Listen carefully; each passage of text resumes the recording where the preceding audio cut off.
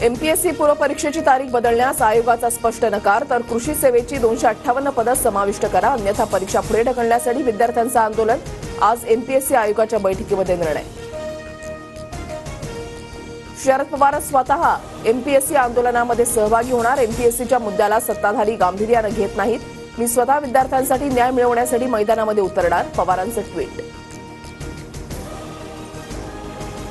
गुन्हा दाखल करून घेण्यासाठीही आता आंदोलन करावं लागणार का? बदलापुरातील अत्याचाराच्या घटनेनंतर ट्विट करत राहुल गांधी यांचा सवाल. बदलापूरचं आंदोलन राजकीय हेतूनं प्रेरित, तर लाज वाटावी. आंदोलक लाडकी बहीण योजनेचे बोर्ड घेऊन कसे आले? मुख्यमंत्री एकनाथ शिंदे यांचा विरोधकांवर संशय. कायदा लायकीची माणसं आपल्या मंत्रिमंडळामध्ये आहेत. एफआयआर ट्विट करत बदलापूर आंदोलन प्रकरणावरून संजय राऊतांचा सरकारला सवाल.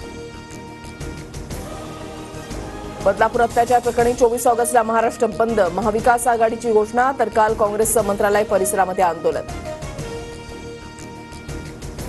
उज्ज्वल निकम भाजपचे, ज्या पक्षाची शाळा त्याच पक्षाची व्यक्ती वकील. उद्या हे प्रकरण दाबलं गेल्यास जबाबदार कोण? बदलापूर प्रकरणामध्ये ज्येष्ठ विधिज्ञ उज्ज्वल निकम यांच्या नियुक्तीवर विरोधकांचा आक्षेप. बदलापूर अत्याचार प्रकरणाची मुंबई हायकोर्टाकडून दखल, सुमोटो अंतर्गत याचिका दाखल. आज सकाळी तातडीची सुनावणी. याचिकेमध्ये एसआयटी मार्फत हायकोर्टाच्या देखरेखीखाली चौकशीचीही मागणी.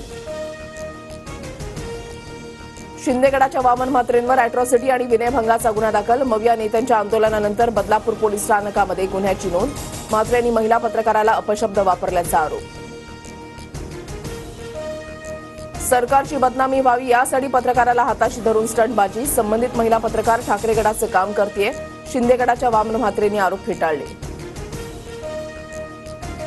मराठा समाजानं मुख्यमंत्री शिंदेंचा ताफा अडवला. लातूरच्या अहमदपूरमधील घटना. मुख्यमंत्री परळीहून नांदेडकडे जाताना ताफा अडवला.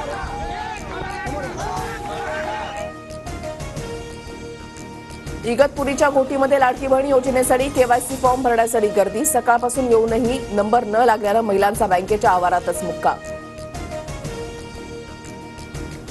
भाजपचे धनंजय महाडिक समजूत करण्यासाठी समर्जित घाटगेंच्या घरी. भाजप सोडू नये यासाठी महाडिकांची विनंती. विधानसभा निवडणुकीमध्ये घाटगे शरद पवार गटामध्ये जाण्याची शक्यता.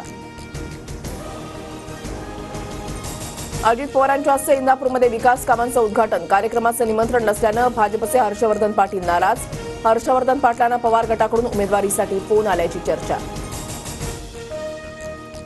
स्वातंत्र्यदिनी तहसील पोलीस ठाण्याच्या आवारामध्ये पोलिसांचा डान्स. व्हिडिओ व्हायरल होतात. चौघांवर निलंबनाची कारवाई. 2 पोलीस कर्मचारी आणि 2 महिला अंमलदार सेवेतून निलंबित.